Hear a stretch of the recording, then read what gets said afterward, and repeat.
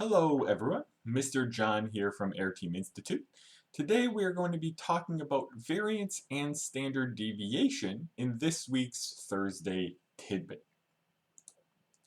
Now, these are extensions of a topic we covered in a previous Thursday Tidbit. So as a little review, the numerical outcome of a random experiment is called a random variable. So this is like a variable. We'll see how it can be used as a variable type object later today. But when the outcome is random, we call it a random variable. And then we defined before this idea of the expected value. This is a type of average or mean. It's denoted by E of x. It's the weighted average of all the values with their probabilities. So they're weighted with the probabilities as far as the outcome is concerned. Now that is, if we do it as a sum, it's the sum over all of the possible values. And how do you do this weighted average? You multiply the value times the probability of that value occurring. Why are we calling this a weighted average? Well, note if all of the outcomes are exactly the same, this is literally the normal average you're used to talking about. But as probabilities change, then it just messes with that average a little bit, but it still has that same intuitive idea. Now, these things are intuitive in a lot of cases. For example, if we have something where all of the outcomes are the same, as mentioned, this is just a regular average.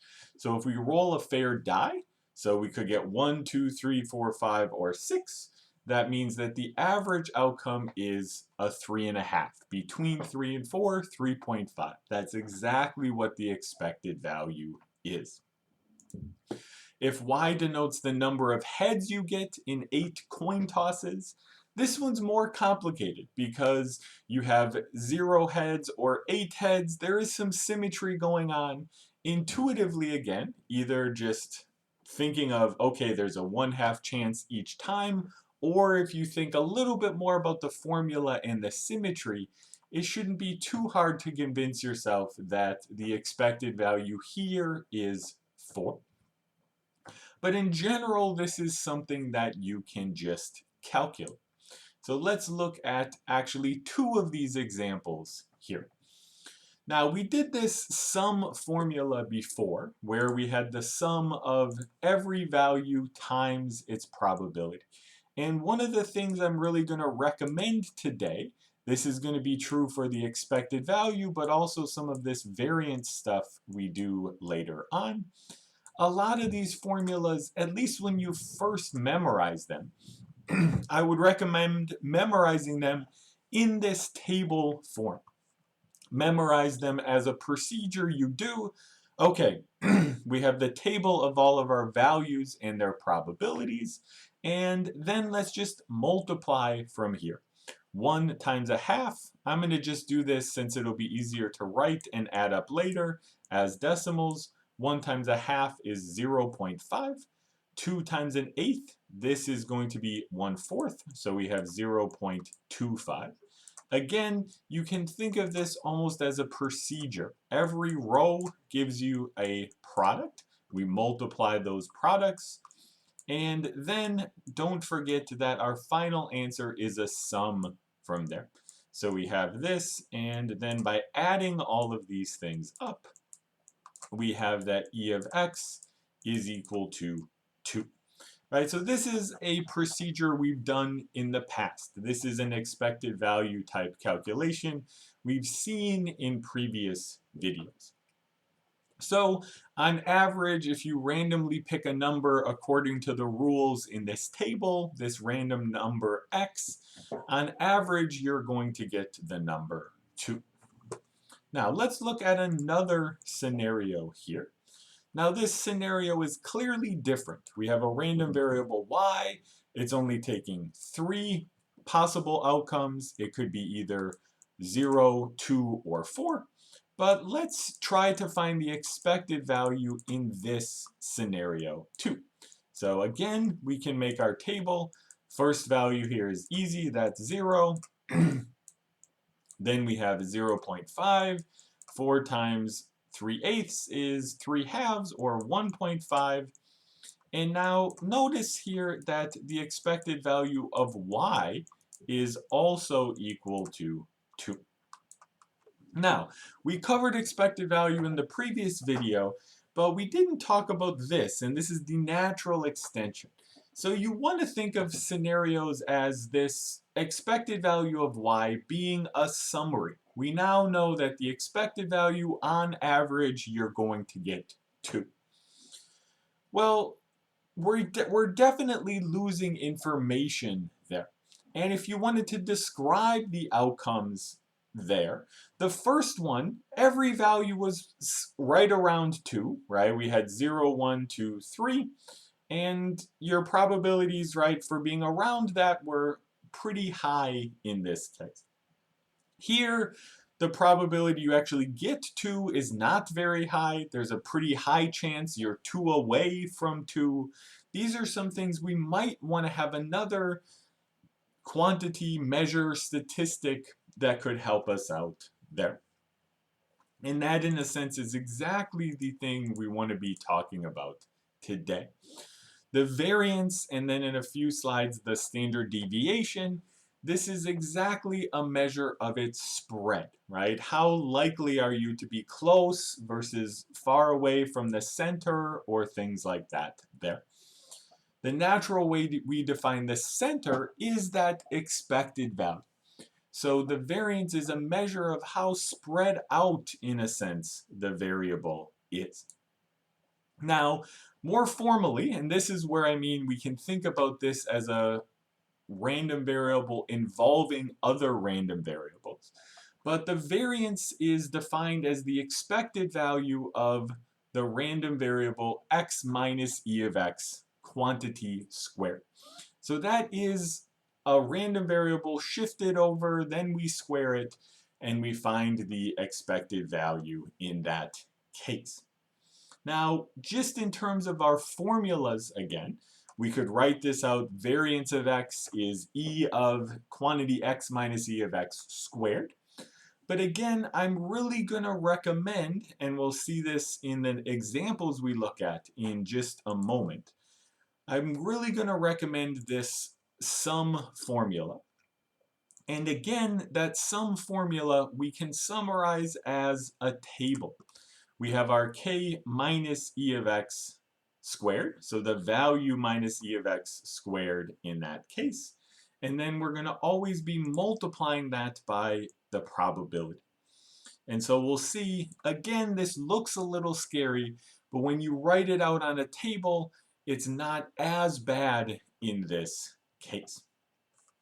So let's go to our other concept quick, which is also standard deviation. Now the standard deviation is very, very similar to the variance. If you're doing mathematics, typically people work with expected value and variance a little bit more. Statistics will talk about standard deviation. That gets a little bit more complicated sometimes depending on what type of statistics you're doing, and there are some slight differences from what we're going to see today, but the general mathematical definition of standard deviation is it's just the square root of the variance. So this is what we can have then in terms of that quantity there. And that's why working with variance is not that much different than working with standard deviation, etc. And we'll typically work with all of these when you're doing them in terms of variables. And this will make clear the connection between standard deviation and variance as well. So your expected value, your mean, is usually denoted by mu.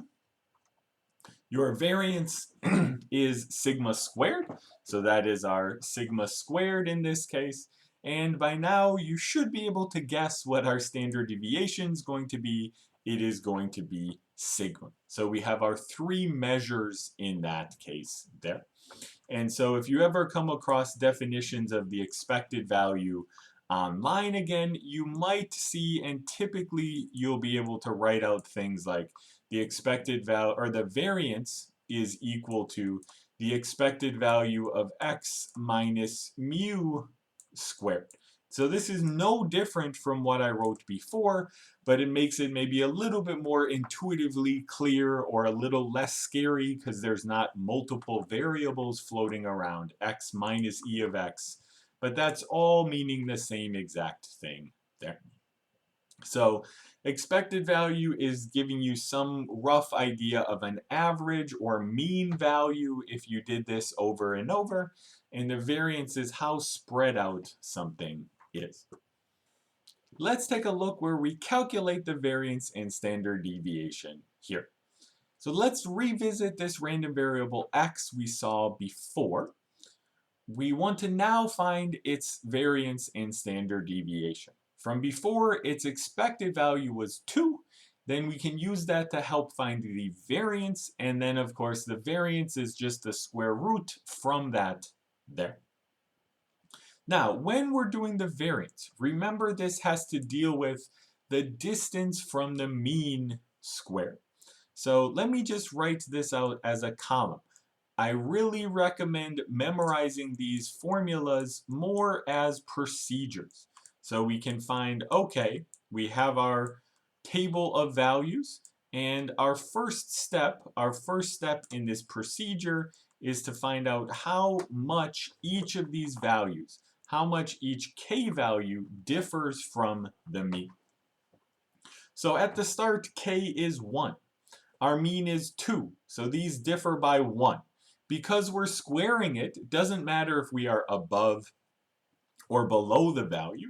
So we just have 1 squared, which is 1 in this case. Second one, k is 2, mean is 2, no difference, 0 squared is 0. Next case, k is 3, our mean is still 2, so now they differ by 1. 1 squared is still 1. Again, we don't care as far as the variance is concerned whether we are above or below that value. Finally, we have 4 and 2. These differ by 2, but remember we're squaring it. So because of this squaring value, we have a 4 in this case. So this really shows here how this value really depends on how far you are away from the mean. And the farther you get away from the mean, because we're squaring this value, that's really going to add to the variance in this case. Now, as we're talking about our procedure, the next step in our procedure is to multiply here, right? When I say multiply, again, we're multiplying the two values we just had. These two values are multiplied together, and that is our weighted average, right? In a sense, this was our new random variable where we took our values and subtracted them from the mean and squared them, and now we're just finding our weighted average again. 1 times a half is a half. Let me just write these out as decimals again. 0 times the eighth is 0. 1 times 1/4 is a fourth, 0.25. 4 times 1/8 is a half, 0.5. And then adding all of these things up gives us our variance. The variance of our random variable x in this case is equal to 1.25. So that is just a calculation we can do from there. Standard deviation, just remember this is the square root of that value. So the standard deviation in this case is going to be approximately equal to 1.12. So we don't need to worry too much about that standard deviation. You just take the square root once you have the variance. Now, let's do this quickly for the next random variable that we saw before. Remember, this expected value was also equal to 2. And so here is where we start to see the slight differences in our calculation and why it might be useful to measure the spread as well. Intuitively speaking, I think it's fair to say we should be mostly okay with this value being a little bit smaller in terms of the variance, right? Here we have a little bit bigger. These values are spread out more from this center, and so we might expect this variance to be bigger. Let's do this table a little bit quicker so we can start getting used to the procedure. K times 3/8 is, K minus 2 is 4. So the difference from the expected value is 4, or is 2. Then we square it and get 4. 4 times 3/8 is going to be our 3/2, so we have 1.5. So difference from the mean, 2, 2 squared, 4, 4 times 3/8, 1.5.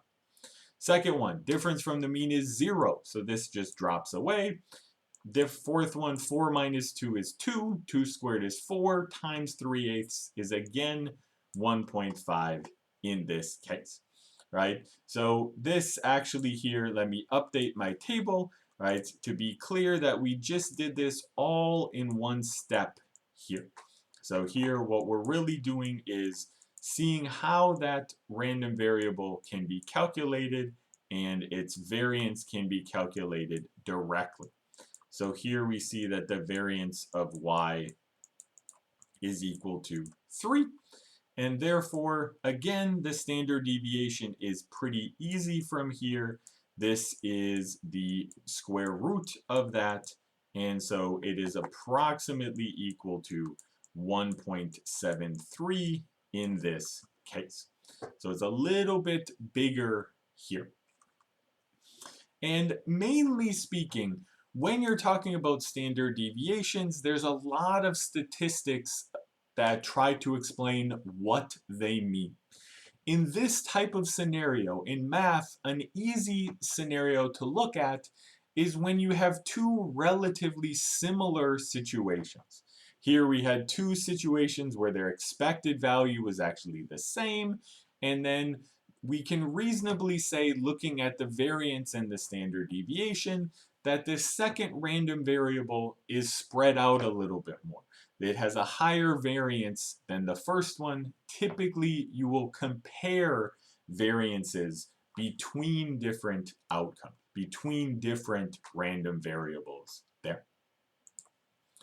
Let's end with a quick summary here. So expected value, variance, standard deviation, they help us understand the rough shapes of a random variable's distribution, right? So you can be talking about where is it centered, how spread out is it, different things like that there, right? Expected value, E of x, mu gives us the average or center value. Variance and standard deviation, sigma squared and sigma respectively, measure how spread out the data is. And again, variance especially is typically used to compare between random variables. So these are telling us how they might compare to each other in that case.